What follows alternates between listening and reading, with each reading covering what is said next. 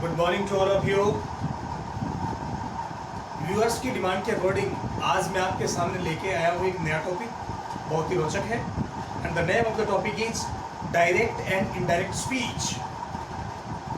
Topic का नाम है direct and indirect speech.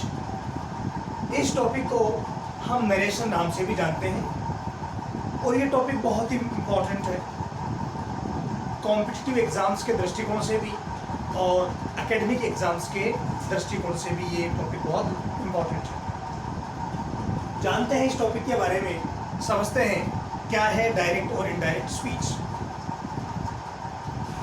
Direct और इनडायरेक्ट स्पीच का अर्थ है, डायरेक्ट स्पीच का मतलब है प्रत्यक्ष रूप से कही गई बात। जो बात आपको किसी व्यक्ति ने बताई है, अगर वो बात उसी व्यक्ति के शब्दों में आप दूसरे व्यक्ति को जाके बताएंगे, उसको कहते हैं डायरेक्ट स्पीच। और उस बात को जो आपको किसी व्यक्ति ने बताई है, उस बात को कुछ अपने हिसाब से थोड़ा सा चेंज करके शब्दों में बोलते हैं, ताकि जिसको हम बता रहे हैं उस व्यक्ति को ढंग से समझ में आ जाए। इसको कहते हैं इनडायरेक्ट स्पीच। नरेशन का मतलब है वर्णन। तो इसको वर्णन इसलिए कहते हैं हम, क्योंकि कोई व्यक्ति है, मान लो एक व्यक्ति है, उसने दूसरे व्यक्ति को बात बताई और जिस व्यक्ति को बात बताई वो व्यक्ति किसी तीसरे व्यक्ति को जाके बताता है, मतलब वर्णन करता है उस बात का। इसीलिए इसका दूसरा नाम क्या है? नरेशन। अंडरस्टैंड? देखते हैं एक sentence. He said to me I am fine now. ये एक डायरेक्ट स्पीच का सेंटेंस है। मतलब जैसे बातचीत हुई है, एकदम उन्हीं शब्दों में बिना किसी चेंज के लिखी गई है। ही कोई व्यक्ति है, उसने मी को बताया, यानी वह है मी, यानी मुझे। ही सेड टू मी, ही ने मी को कहा, क्या कहा? I am fine now. He ने मी को कहा, क्या कहा? I am fine now. दोनों के बीच में जो बातचीत हुई उसको बिना किसी चेंज के हमने एज इट इज लिख दिया। इसको कहते हैं डायरेक्ट स्पीच। ओके। मानव एक सामाजिक प्राणी है और सामाजिक प्राणी होने के नाते विभिन्न प्रकार की बातचीत उसके day to day life conversation में एक दूसरे से होती है। लेकिन अगर हम डायरेक्ट कही हुई बात को तीसरे व्यक्ति को, मान लो यहाँ ही ने मी को कहा और मी अगर वही बात किसी थर्ड पर्सन को जाके कहे, कोई भी हो सकता है, और वो अगर इन्हीं शब्दों को रिपीट करके बोले, जिसे ही और मी के बीच में बातचीत हुई, ही ने मी को कहा आई एम फाइन नाउ। ये मी बाद में किसी तीसरे व्यक्ति को जाकर के बताता है। अगर वो ऐसे बोलेगा वहां जाकर के आई एम फाइन नाउ, तो थर्ड पर्सन शायद ये समझेगा कि ये जो मी है ना, ये ठीक है, ये मी है वो क्या है? फाइन है। जबकि उसका कहने का मतलब ये नहीं था। मी के कहने का मतलब था कि जो ही है वो क्या है? बिल्कुल ठीक है। तो तीसरा व्यक्ति, ये जो तीसरा व्यक्ति है, इस दूसरे व्यक्ति की बात को समझ, दूसरे व्यक्ति की बात को हो सकता है ढंग से समझे ही नहीं। क्यों? क्योंकि उसने डायरेक्ट स्पीच का यूज किया है। तो इस प्रकार की कंफ्यूजन को अवॉइड करने के लिए, इस प्रकार की कंफ्यूजन से बचने के लिए हम इनडायरेक्ट स्पीच का यूज करते हैं, ताकि किसी व्यक्ति को अगर हम बात समझाएं तो वो बातचीत एक बार में ही ढंग से बिना किसी कंफ्यूजन के समझ में आ जाए। इसलिए हम किसका यूज करते हैं? इनडायरेक्ट स्पीच का। समझ में आई बातचीत? दो व्यक्तियों के बीच में बातचीत हुई, दूसरे व्यक्ति ने वो बातचीत जाके तीसरे व्यक्ति को बताई, लेकिन उसने क्या किया? जो फर्स्ट व्यक्ति के जो वर्ड्स थे आई एम फाइन नाउ, और भी कुछ हो सकते हैं, वो वर्ड्स एज इट इज तीसरे व्यक्ति के सामने जाकर के पेश कर दिया। तो इससे तीसरे व्यक्ति को कंफ्यूजन हो सकता है। तो इस तरह की कंफ्यूजन से बचने के लिए it is better to use indirect speech. किसका यूज करना चाहिए? इनडायरेक्ट स्पीच का। समझ में आ गई बातचीत? आप ऐसे समझिए, हिंदी में समझिए। उसने मुझे कहा मैं अभी ठीक हूं। उसने मुझे कहा मैं अभी ठीक हूं। ये बातचीत सुनने वाला व्यक्ति, दूसरे नंबर का व्यक्ति जाकर के एक दिन बाद या कुछ घंटों बाद किसी तीसरे व्यक्ति को जाके बोलता है, तो समझाने के लिए अगर वो ऐसे बोलेगा, कैसे कि उसने मुझे कहा मैं ठीक हूं, तो तीसरे व्यक्ति के माइंड में कंफ्यूजन पैदा हो सकता है। इसलिए उसे ऐसे कहना चाहिए कि उसने मुझे बताया कि वह तब ठीक था, वह तब ठीक था। तो इसने क्या किया? मैं की जगह क्या इस्तेमाल किया? वह हूं, यानी हूं की जगह क्या इस्तेमाल किया? था। और नाउ की जगह क्या इस्तेमाल किया? तब, कि वह तब ठीक था। तो बातचीत को अपने हिसाब से चेंज कर दिया और तीसरे व्यक्ति को बातचीत ढंग से समझ में आ गई। तो ये होता है इनडायरेक्ट स्पीच। बनाते हैं इसको, कैसे बनेगा देखिए। अच्छा, इसमें आपको एक और बात ध्यान रखनी है कि जो सेंटेंस इन्वर्टेड कोमास के बीच में होता है, जो सेंटेंस इन्वर्टेड कोमास के बीच में होता है, उसको हम कहते हैं रिपोर्टेड स्पीच। उसको हम क्या कहते हैं? Reported speech. रिपोर्टेड स्पीच का हिंदी में क्या होता है? कही हुई बात, कही हुई बात। और जो भाग इन्वर्टेड कोमा के बाहर होता है, उसको कहते हैं रिपोर्टिंग वर्ड। वैसे रिपोर्टिंग वर्ड मेनली शेड होती है, SAID, ये रिपोर्टिंग वर्ड। तो डायरेक्ट से इनडायरेक्ट में जब हम चेंज करते हैं, तो हम जो मेन चेंज करते हैं वो इसी में करते हैं, रिपोर्टेड स्पीच में। क्योंकि वही तो चीज़ है, वही तो बात है जो हमें तीसरे व्यक्ति को समझानी है। ये बात तो समझानी नहीं है, ये है बात जो हमें तीसरे व्यक्ति को समझानी है। इसलिए डायरेक्ट से इनडायरेक्ट में चेंज करते हुए जितने भी चेंजेस होते हैं वो रिपोर्टेड स्पीच में होते हैं। क्यों? क्योंकि किसने क्या कहा किसी को, ये इतनी इंपॉर्टेंट नहीं है जितनी इंपॉर्टेंट बात है कि क्या बात हुई। बात ज़्यादा इंपॉर्टेंट है। इसलिए जो चेंजेस होते हैं वो मेनली किस में होते हैं? रिपोर्टेड स्पीच में। देखिए ध्यान से, इसको हम इनडायरेक्ट स्पीच में चेंज करेंगे तो लिखेंगे ही सेड टू। इसकी जगह हम टोल्ड लिखेंगे, लेकिन टोल्ड को आप एक तरह से चेंज नहीं माने। सेड टू की जगह क्या लिखेंगे? टोल्ड। सेड की जगह नहीं, सेड टू की जगह लिखेंगे टोल्ड। इसको आप चेंज नहीं माने, बल्कि ये तो एक तरह का सिमिलर वर्ड है। उसके बाद में अगला वर्ड मी। इन्वर्टेड कोमास की जगह लिखते हैं दैट। इन्वर्टेड कोमास की जगह क्या लिखते हैं? दैट। ओके, चलो अब आगे रिपोर्टेड स्पीच।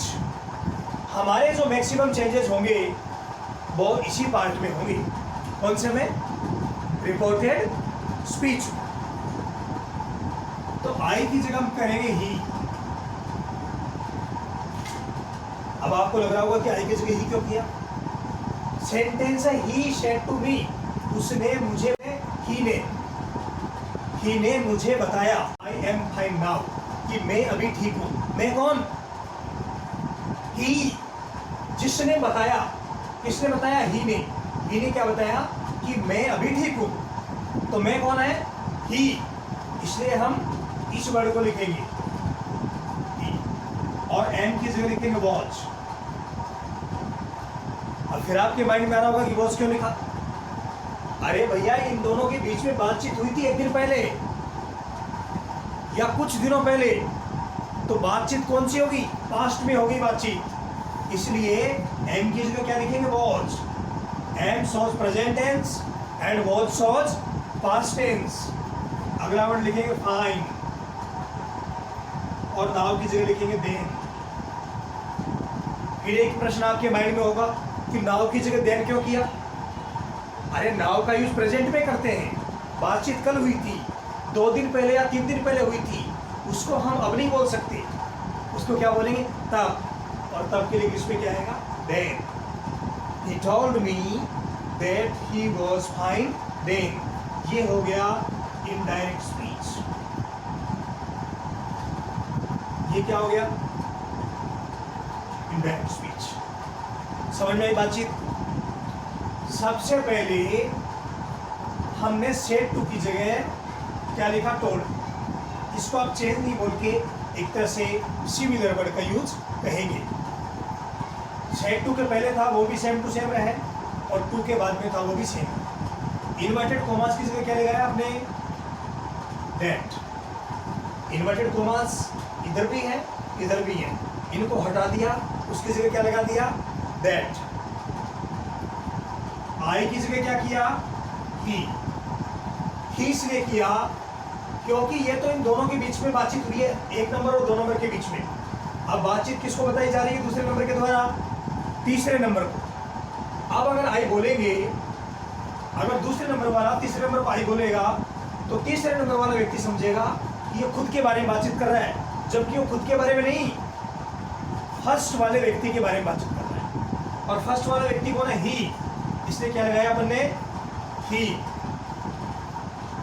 एम की जगह वॉज लिखा क्योंकि बातचीत 1 दिन पहले, 2 दिन पहले या कुछ दिन पहले हुई थी, तो बातचीत अब प्रेजेंट में नहीं है, किस में होगी? पास्ट में, इसलिए लिखा वॉज। अगला वर्ड में कोई चेंज नहीं है। और नाउ की जगह लिखा देन। नाउ तो प्रेजेंट में काम आता है, बात किसकी होगी? पास्ट की, इसलिए किसका यूज किया हमने? देन का। क्लियर? अब हमने देखते हैं ध्यान से कि हमने रिपोर्ट स्पीच में 3 प्रकार के चेंज कर दिए।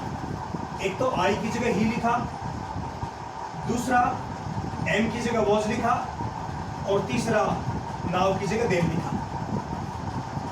हाँ, सेड टू की जगह टोल्ड किया, बट इसको आप चेंज नहीं मान करके सिमिलर वर्ड का यूज करना कहेंगे। क्लियर? तो इससे ये बात समझ में आती है कि डायरेक्ट स्पीच से इनडायरेक्ट स्पीच में चेंज करते समय वाक्य को 3 प्रकार के चेंज होते हैं रिपोर्टेड स्पीच में। कितने प्रकार के चेंज? 3 प्रकार के।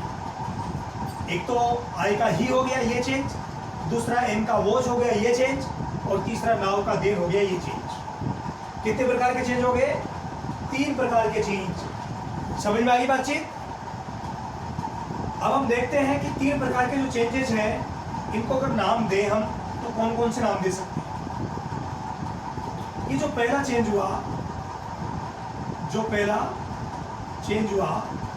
आई की जगह ही, इसको हम कहते हैं प्रोनाउन चेंज।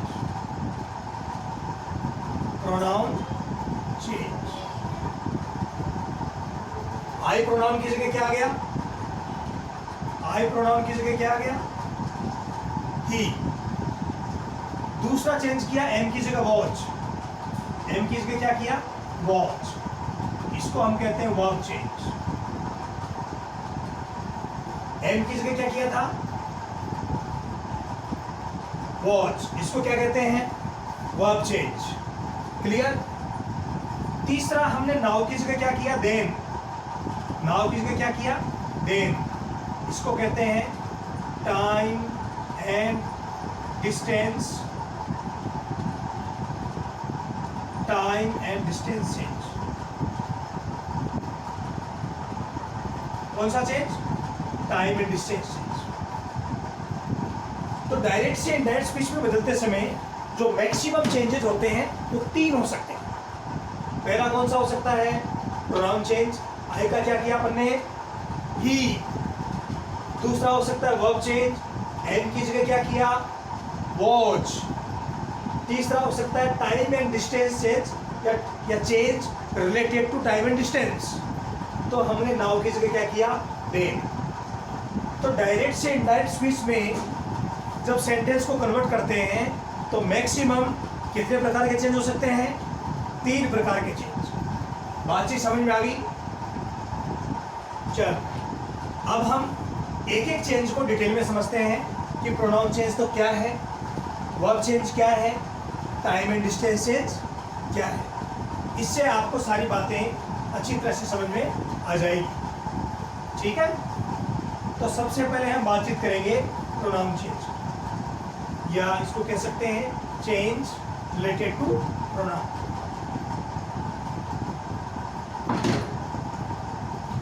तो सबसे पहले हम डिस्कस करते हैं प्रोनाउन चेंज। प्रोनाउन चेंज ध्यान से समझिएगा, आपको अच्छी तरह समझ में आएगा। कुछ लोग कहते हैं कि ये टॉपिक बहुत डिफिकल्ट है, इतना कोई डिफिकल्ट टॉपिक नहीं है। जस्ट थोड़ा सा विथ फुल कंसंट्रेशन वीडियो को ध्यान से देखिए, each and everything will be clear in your minds related to this topic. Pronoun change को समझने के लिए हम एक छोटा सा फॉर्मूला समझते हैं। फॉर्मूला है सन बटा 123, ये फॉर्मूला है, सन अपॉन 1 2 3। ठीक है, ये फॉर्मूला क्या कहता है अभी आपको अच्छी तरह समझ में आएगा, ध्यान से समझिए। एस का मतलब होता है सब्जेक्ट, एस का मतलब क्या होता है सब्जेक्ट, ओ का मतलब क्या होता है ऑब्जेक्ट, और एन का मतलब होता है नो चेंज। एन का मतलब क्या होता है नो चेंज। एस का मतलब सब्जेक्ट, ओ का मतलब, एन का मतलब नो चेंज। अब एक क्या कहता है इसको समझिए। एक का मतलब है फर्स्ट पर्सन प्रोनाउन, एक का मतलब है फर्स्ट पर्सन प्रोनाउन। दो का मतलब है सेकंड पर्सन प्रोनाउन, और तीन का मतलब है थर्ड पर्सन प्रोनाउन। ठीक, एक का मतलब फर्स्ट पर्सन प्रोनाउन, दो का मतलब सेकंड पर्सन प्रोनाउन, और तीन का मतलब थर्ड पर्सन प्रोनाउन। अब आप अनेक कैंडिडेट्स के माइंड में ये होगा कि फर्स्ट पर्सन प्रोनाउन क्या है, हम तो ये भी नहीं जानते what is first person pronoun. वो भी हम देख लेते हैं। देखिए,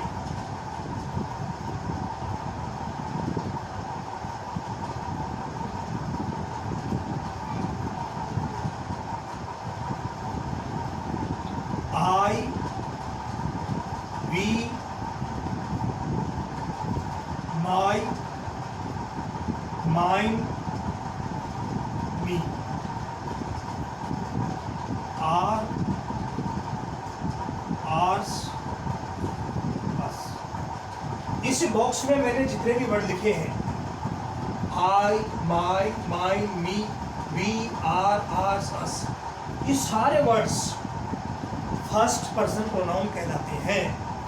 आई first person pronoun, me first person pronoun, our first person pronoun, us first person pronoun. ये सारे के सारे फर्स्ट पर्सन प्रोनाउन हैं। अब देखते हैं सेकंड पर्सन प्रोनाउन कौन कौन से हैं, उसको भी हम ढंग से देख लेते हैं। तो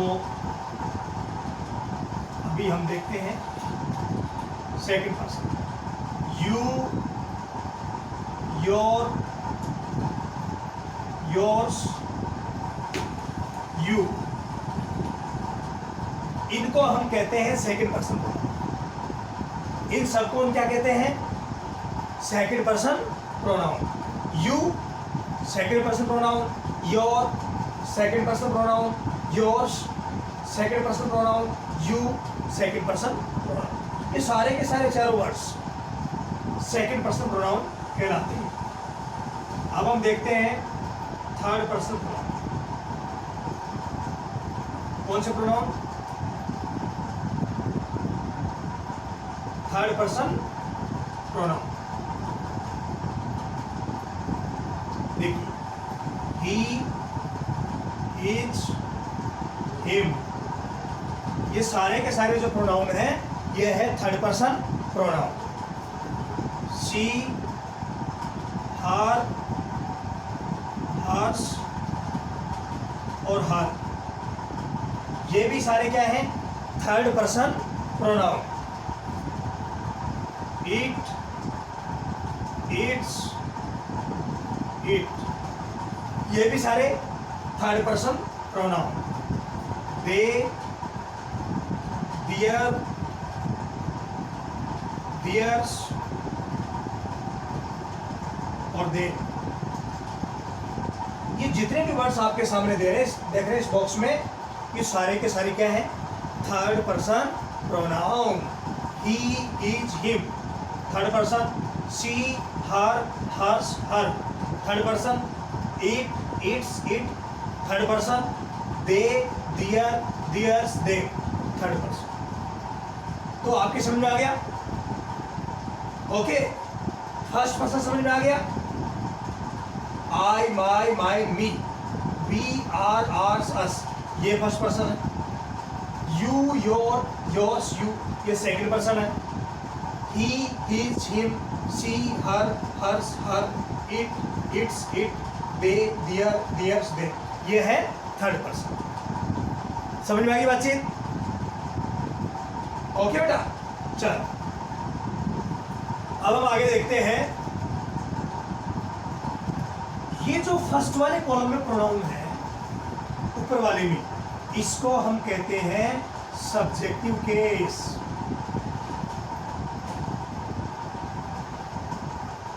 कौन सा केस कहते हैं? सब्जेक्टिव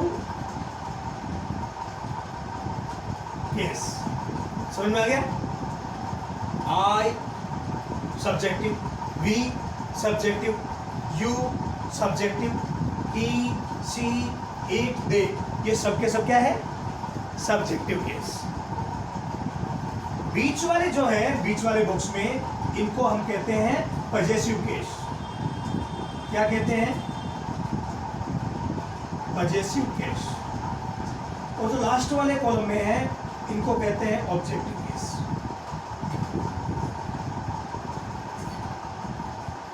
ठीक। अब मैं आपसे पूछूं, ही बताओ कौन सा केस है, तो ऑब्जेक्टिव केस। मैं आपसे पूछूं माई कौन सा केस है, पजेसिव केस। मैं आपसे पूछूं डियर कौन सा केस है, पजेसिव केस। मैं आपसे पूछूं शी कौन सा केस है, सब्जेक्टिव केस। ये चीजें हमें माइंड में रखनी पड़ेगी। अगर ये सभी माइंड में अच्छी तरह से हमारे है, तो हम डायरेक्ट से इनडायरेक्ट में जब सेंटेंस को कन्वर्ट करेंगे, तो ये हमारे लिए बहुत इजी होगा। ठीक है, चल अब देखते हैं। ये सन जो है, SON, ये तो है रिपोर्टिंग वर्क में। रिपोर्टिंग वर्क का मतलब समझ गए होंगे आप? वो पार्ट जो इन्वर्टेड कोमा के बाहर है, उसको कहते हैं रिपोर्टिंग वर्क। और ये first person, second person, third person, ये तीनों रहेंगे रिपोर्टेड स्पीच में। तीनों कहाँ रहेंगे? Reported speech. फॉर्मूले का अर्थ क्या है, अब मैं समझा रहा हूँ, ध्यान से समझिएगा। फॉर्मूले का अर्थ क्या है वो मैं आपको अच्छी तरह से समझा रहा हूँ, आप ध्यान से देखिए। फॉर्मूला ये कहता है कि अगर रिपोर्टेड स्पीच में मतलब वो भाग जो इन्वर्टेड कोमा में बंद है, उसमें अगर फर्स्ट पर्सन प्रोनाउन आ जाए, तो उसे हम रिपोर्टिंग वर्ब में आए हुए सब्जेक्ट के अनुसार बदलते हैं। अगर रिपोर्टेड स्पीच में मतलब उस भाग में जो किसमें बनता है, इन्वर्टेड कोमा में, अगर उसमें फर्स्ट पर्सन प्रोनाउन आ जाए, मतलब इनमें से कोई सा भी वर्ड आ जाए, तो उसे हम रिपोर्टिंग वर्ब में आए हुए सब्जेक्ट के अनुसार बदलते हैं। ये क्या कहता है? ये ऐसे कहता है कि अगर रिपोर्टेड स्पीच में सेकंड पर्सन प्रोनाउन आ जाए, तो उसे हम रिपोर्टिंग वर्ब में आए हुए ऑब्जेक्ट के अनुसार बदलते हैं। और रही बात थर्ड पर्सन की, तो थर्ड पर्सन को हम बदलते ही नहीं। थर्ड पर्सन में होगा नो चेंज। थर्ड पर्सन में क्या होगा? No change. देखिए, जैसे मैंने सेंटेंस लिखा था बिगिनिंग में, he said to me, I am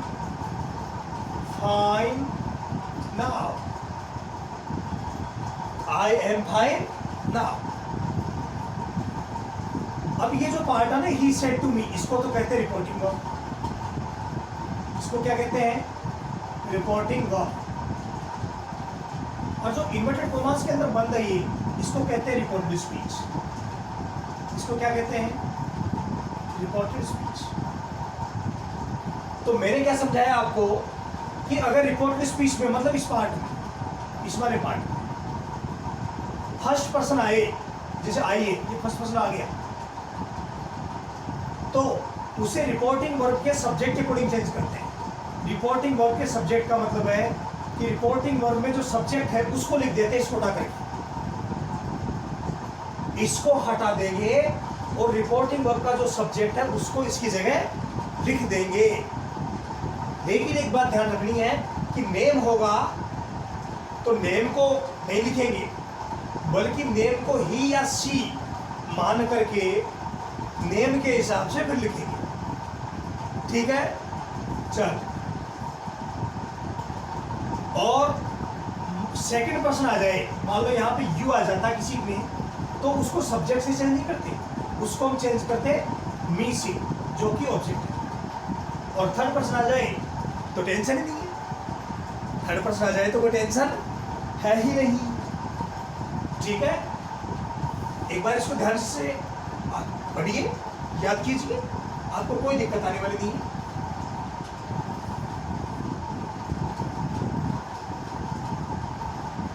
आप बीच में वीडियो को रोक रोक के अच्छी तरह देख सकते हैं, लिख सकते हैं, उससे आपको कोई भी दिक्कत आने वाली नहीं। तो इसको हम चेंज करते हैं। सबसे पहले आ जाएगा ही सेड टू किस टोल्ड मी। ये अफर्मेटिव सेंटेंस है, इसलिए इन्वर्टेड कॉमास किसके क्या लिखा अपन ने? दैट। अभी जैसा मैंने आपको बताया कि अगर रिपोर्टेड स्पीच में फर्स्ट पर्सन प्रोनाउन आए, कौन सा प्रोनाउन? फर्स्ट पर्सन प्रोनाउन, तो उसे हम रिपोर्टिंग वर्ब में आए हुए सब्जेक्ट के अकॉर्डिंग चेंज करते हैं। सब्जेक्ट के अकॉर्डिंग चेंज करने का सीधा सा अर्थ यह है कि हम इस वर्ड को हटा देंगे और रिपोर्टिंग वर्ब का जो सब्जेक्ट है उसे लिख देंगे। समझ में आ गई बातचीत? रिपोर्टिंग वर्ब का सब्जेक्ट शेड से पहले आता है लिखा हुआ, और ऑब्जेक्ट टू के बाद होता है। सब्जेक्ट होता है शेड से पहले और टू के बाद होता है ऑब्जेक्ट। ठीक है,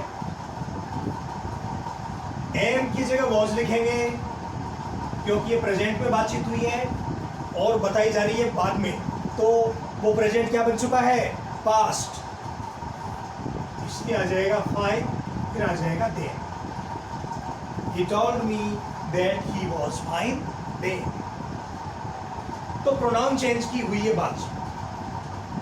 प्रोनाउन चेंज को समझने के लिए एक एग्जाम्पल और देते हैं। He said to me, you are looking smart today। ये डायरेक्ट स्पीच का सेंटेंस है, इसको हम चेंज करते हैं। तो इसमें ही, इसकी जगह टोल्ड मी। जितने भी अफर्मेटिव और नेगेटिव सेंटेंस होंगे उसमें सेड टू की जगह क्या लिखेंगे? टोल्ड। सिर्फ सेड की जगह नहीं, सेड टू की जगह टोल्ड लिखेंगे। इन्वर्टेड कॉमास की जगह लिखेंगे दैट। अब यू देखते हैं क्या है, बताइए फर्स्ट पर्सन है या सेकंड पर्सन? सेकंड पर्सन है, सेकंड पर्सन। तो सेकंड पर्सन के लिए मैंने आपको बताया था फॉर्मूले के माध्यम से कि सेकंड पर्सन चेंज होगा ऑब्जेक्ट से। ऑब्जेक्ट होता है टू के बाद, तो इसको इससे चेंज करेंगे। यू को किससे चेंज करेंगे? मी से। लेकिन आपको एक बात ध्यान रखनी है कि यू यहाँ पर सब्जेक्टिव केस में है। कौन से केस में? सब्जेक्टिव। और मी कौन से केस में है? ऑब्जेक्टिव केस में। तो जिस केस में रिपोर्टेड स्पीच का वर्ड है, जिस केस में रिपोर्टेड स्पीच का वर्ड है, रिपोर्टिंग वर्ब के वर्ड को भी उसी केस में चेंज करने के बाद लिखेंगे। तो मी हमने देखा आई, माई, मी। तो आई है, ये तो सब्जेक्टिव में है। माई किस में है? पजेसिव में है। और मी किस में है? ऑब्जेक्टिव। यू सब्जेक्टिव में है तो मी को भी सब्जेक्टिव में करेंगे। यू सब्जेक्टिव में है तो मी को भी सब्जेक्टिव में करेंगे। तो मी को सब्जेक्टिव में किया तो क्या हो गया? आई। इस आरएम की जगह वॉज वर्ड लिखेंगे, क्योंकि बात प्रेजेंट में हुई थी और वो बात हम बाद में किसी को जाके बता रहे हैं, तो प्रेजेंट नहीं है, अब क्या हो गया है? पास्ट। तो इस आरएम की जगह वॉज वर्ड, लुकिंग स्मार्ट। अब टुडे नहीं आएगा क्योंकि वो बात पास्ट में हो गई है, तो टुडे की जगह क्या लिखेंगे? That day. He told me that I was looking smart that day. Clear? तो ये एग्जाम्पल बताया मैंने कि सेकंड पर्सन को किसे चेंज करेंगे? ऑब्जेक्ट से।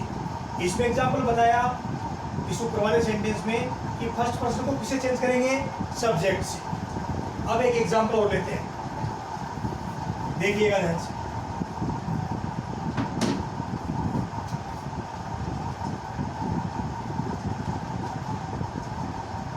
Rohan said to me,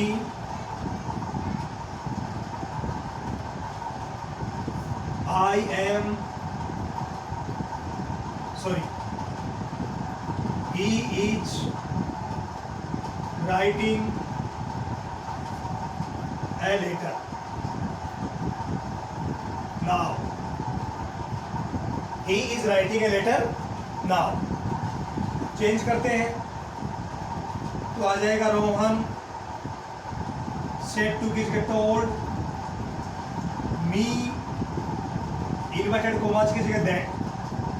अब यह देखते हैं प्रोनाउन का मामला आ गया, देखना पड़ेगा।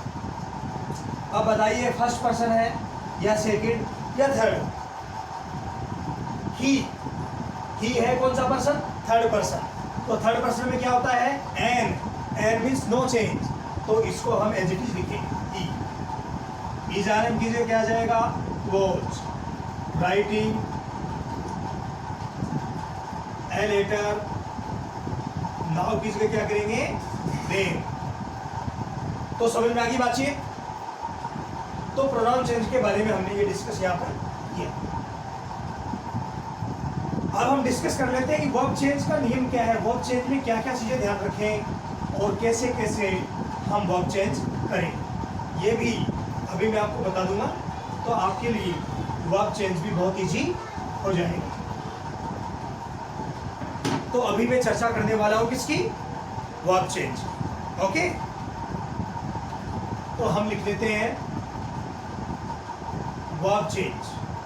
मैंने आपको शुरुआत में बताया था कि डायरेक्ट से इनडायरेक्ट में बदलते समय रिपोर्टेड स्पीच में अधिकतम 3 चेंज हो सकते हैं। मैक्सिमम कितने change? 3 changes. First change pronoun change, discuss किया हमने। अब बातचीत करेंगे वर्ब चेंज। वर्ब चेंज के लिए वैसे हमें टेंसेस के हिसाब से वर्ब चेंज करनी पड़ती है, बट मैं आपको वो तरीका बताऊंगा कि आपको टेंसेस में जाने की जरूरत ही नहीं है। Without tenses you can change the verb easily. जिसको टेंस नहीं आता वो भी इस टॉपिक को बड़े इजी वे में और स्मूथली कर सकेगा। देखिए, एक तरफ लिखिए डायरेक्ट स्पीच और दूसरी तरफ क्या लिखेंगे? Indirect speech. ठीक है।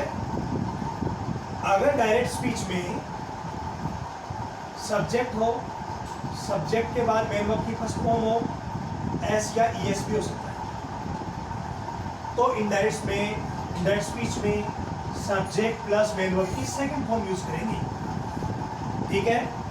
अगर डायरेक्ट स्पीच में सब्जेक्ट के बाद मेन वर्ब की फर्स्ट फॉर्म हो, साथ में एस या ईएस भी हो सकता है, तो इनडायरेक्ट स्पीच में सब्जेक्ट के बाद मेन वर्ब की सेकंड फॉर्म लगाएंगे। समझ में आ गई बातचीत? चलिए, अगर डायरेक्ट स्पीच में सब्जेक्ट के बाद डज नॉट है या डू नॉट है, अगर डायरेक्ट स्पीच में सब्जेक्ट के बाद डज नॉट या डू नॉट है, तो इनडायरेक्ट स्पीच में सब्जेक्ट प्लस डिड नॉट करेंगे और जो मेन वर्ब होगी साथ में उसमें कोई चेंज नहीं होगा। क्लियर? चल, अगर डायरेक्ट स्पीच में डू या डज है शुरुआत में, फिर सब्जेक्ट है और उसके बाद मेन वर्ब की फर्स्ट फॉर्म है। डू या डज सब्जेक्ट और मेन वर्ब की फर्स्ट फॉर्म। स्पीच में subject plus second form of main verb का यूज करेंगे। ठीक है। चल, ये डू डज हट जाएगा, ध्यान रखिएगा। Do does will be removed, do और डज विल बी रिमूव्ड और सब्जेक्ट प्लस सेकंड फॉर्म। अगर डायरेक्ट स्पीच में इज या आर या एम है, तो इनकी जगह आएगा वॉज या वर, वॉज या वर। अगर डायरेक्ट स्पीच में हैज या हैव है, तो इसकी जगह आ जाएगा, बोलिए, हेड। अगर डायरेक्ट स्पीच में सब्जेक्ट प्लस सेकंड फॉर्म है ऑलरेडी डायरेक्ट स्पीच में, मतलब डायरेक्ट स्पीच का मतलब है उसमें रिपोर्टेड स्पीच में उस भाग में जो इन्वर्टेड कोमा के अंदर बंद है, तो हम करेंगे subject plus had plus third form of main verb. अगर डायरेक्ट स्पीच में वॉज या वर है, डायरेक्ट स्पीच में क्या है, वॉज या वर, तो उसकी जगह लिखेंगे हैड बीन। क्या लिखेंगे? Had been. डायरेक्ट स्पीच में अगर सेल या विल है, तो हम क्या करेंगे, वुड। कभी कभार शुड का भी यूज किया जा सकता है, कभी कभार शुड का भी यूज किया जा सकता है। ठीक है। चल, अगर डायरेक्ट स्पीच में हैड है ऑलरेडी या हैड बीन है, हैड है या हैड बीन है, तो क्या करेंगे, नो चेंज। हेड होनी चाहिए हेल्पिंग वर्ब के रूप में। हेड किसके रूप में? हेल्पिंग वर्ब के रूप में। ठीक है। तो क्या हो जाएगा, नो चेंज। अगर डायरेक्ट स्पीच में हेड लिखा है हेल्पिंग वर्ब के रूप में, तो इनडायरेक्ट स्पीच में भी हैड ही रहेगा। अगर डायरेक्ट स्पीच में हैड बीन लिखा है, तो इनडायरेक्ट स्पीच में भी हैड बीन ही रहेगा। बात आई समझ में? और भी वर्ब चेंज के लिए कुछ चीजें हमें समझनी है, और वो हम देख लेते हैं कि और भी कौन कौन सी चीजें हैं जो हमें वर्ब चेंज में ध्यान रखनी है। ध्यान से देखिएगा, आपको अच्छी तरह से समझ में आ जाएगा। देखिए, अगर डायरेक्ट स्पीच में did plus subject plus first form है, तो इनडायरेक्ट स्पीच में करेंगे हम subject plus had plus third form. Subject plus had plus third form. समझ में आ गई बातचीत?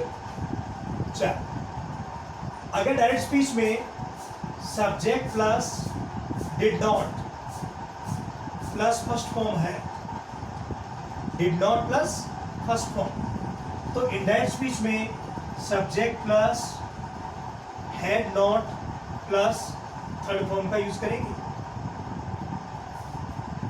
अगर डायरेक्ट स्पीच में शुड है या वुड या कुड या मस्ट या might, should, would, could, must, might. अगर इस तरह के वर्ड्स किसमें है, डायरेक्ट स्पीच में, तो इनडायरेक्ट स्पीच में क्या हो जाएगा, इनमें नो चेंज। कहने का मतलब यह है कि डायरेक्ट स्पीच में शुड होगा तो इनडायरेक्ट स्पीच में भी शुड ही होगा। डायरेक्ट स्पीच में वुड होगा तो इनडायरेक्ट स्पीच में भी वुड ही होगा।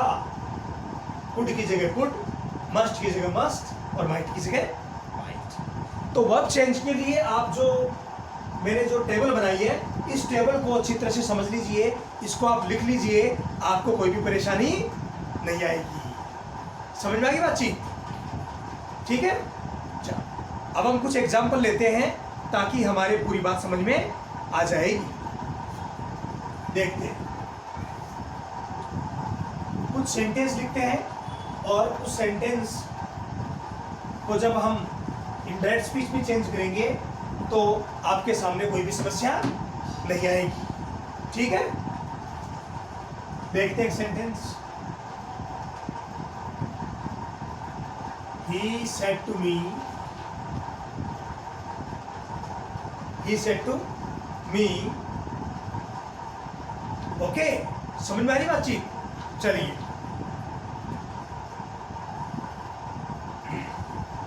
I am taking tea now. I am taking tea now. इसको इनडायरेक्ट स्पीच में चेंज करेंगे तो ही की जगह ही आ जाएगा, सेड टू की जगह टोल्ड और मी की जगह me, he told me. Inverted commas की जगह आएगा दैट। आई प्रोनाउन है, फर्स्ट पर्सन है, किससे चेंज होगा, सब्जेक्ट से, तो क्या आ जाएगा, ही। अभी मैंने वर्ब चेंज में आपको लिखाया था, इज आर एम की जगह क्या आता है, was were. He singular subject है इसलिए क्या आएगा, वॉच। ओके, इसके बाद आगे हम चलते हैं और आपको हर चीज अच्छी तरह से समझ में आ जाएगी। टेकिंग, टी और नाउ की जगह then. He told me that he was taking tea then। समझ में आ गई बातचीत अच्छी तरह से? चलो एक सेंटेंस और लेते हैं। She said to me, I have completed the work। Change करते हैं, सी सेड टू की जगह टोल्ड, मी इन्वर्टेड कॉमास की जगह दे, आई फर्स्ट पर्सन है, सब्जेक्ट से चेंज होगा तो आई की जगह क्या आ जाएगा, सी। हैज हैव की जगह क्या लिखते हैं, हैड। अभी मैंने वर्ब चेंज में आपको समझाया है, बाकी आगे का सेंटेंस हम एज इट इज लिख देंगे।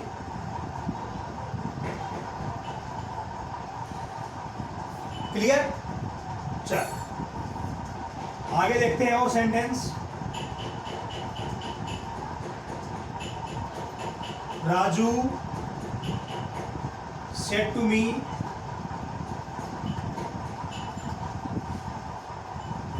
Your book is here. Your book is here. Change करेंगे, Raju told me that, inverted commas की जगह दैट। अब योर सेकंड पर्सन है, किससे चेंज होगा, ऑब्जेक्ट से। योर सेकंड पर्सन है, किससे चेंज होगा, ऑब्जेक्ट से। मैंने आपको बताया था अभी सन बटा 123, मतलब सेकंड पर्सन ऑब्जेक्ट से। लेकिन हमने देखा कि योर तो है पजेसिव केस और मी है ऑब्जेक्टिव केस।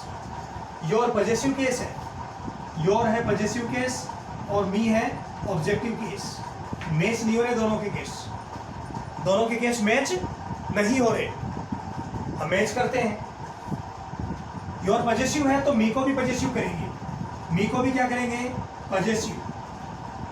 तो मी को पजेसिव केस के रूप में देखेंगे तो मी का पजेसिव केस है माई, तो योर की जगह आ जाएगा माई। बुक इस आर एम की जगह क्या करते हैं, वॉज वर्क, तो आ जाएगा वॉज। और हियर का करेंगे देयर, क्योंकि हियर प्रेजेंट में आया, ये बातचीत पूरी पास्ट की हो चुकी है, इसलिए क्या लिखा अपन ने, there. Raju told me that my book was there. कोई कंफ्यूजन नहीं। हम इसके एक दो एग्जाम्पल और समझते हैं so that you will not have any confusion. और वो एग्जाम्पल आपके सामने ये रहे। I said to him, you have to write a letter. Change करेंगे तो I का I said to की जगह told him। मैंने आपको पहले भी बताया है, सेट टू के पहले वाले वर्ड में भी चेंज नहीं होगा, बाद वाले वर्ड में भी कोई चेंज, बस सेट टू की जगह उसका जो सिमिलर वर्ड है टोल्ड को लिखेंगे। इन्वर्टेड कोमास की जगह दैट, यू सेकंड पर्सन है, ऑब्जेक्ट से चेंज होगा। यू सेकंड पर्सन है, ऑब्जेक्ट से चेंज होगा, हमेशा ऑब्जेक्ट से चेंज होता है। यू या योर या योर्स, ये सभी ऑब्जेक्ट से ही चेंज होते हैं। यू सब्जेक्टिव केस में है, हिम ऑब्जेक्टिव केस में है। तो यू सब्जेक्टिव में है तो हिम का भी सब्जेक्टिव देखना पड़ेगा। हिम का क्या देखेंगे, सब्जेक्टिव केस। तो हिम का सब्जेक्टिव केस क्या होता है, ही। टेबल देखिए ध्यान से, हिम का subjective case he, that, he. Has have की जगह क्या लिखते हैं, हैड। अभी मैंने आपको वर्ब चेंज में बताया है, हैज हैव की जगह क्या लिखते हैं, had. I told him that he had to write a letter. That he had to write a letter. समझ में आ गई बातचीत। तो इस प्रकार से हमने आज प्रोनाउन चेंज और वर्ब चेंज के बारे में अच्छी तरह से समझ लिया। मैंने बताया था डायरेक्ट से इनडायरेक्ट में सेंटेंस को चेंज करने के दौरान रिपोर्टेड स्पीच में मैक्सिमम 3 चेंज हो सकते हैं। First is pronoun change, second is verb change and third is time and distance change, या change related to time and distance. तो 2 चेंज पर हमने आज डिटेल में चर्चा की। आई थिंक आपको समझ में आ गया होगा। कल हम पढ़ेंगे टाइम एंड डिस्टेंस के बारे में और इंटरोगेटिव सेंटेंस के बारे में। आई होप आपको सभी बातें अच्छी तरह से समझ में आई होगी। मैं इस तरह की वीडियोस और भी बनाता रहूँगा। इसके लिए आप मेरे इन वीडियोस को लाइक करें, शेयर करें और चैनल को भी सब्सक्राइब करें। Thank you.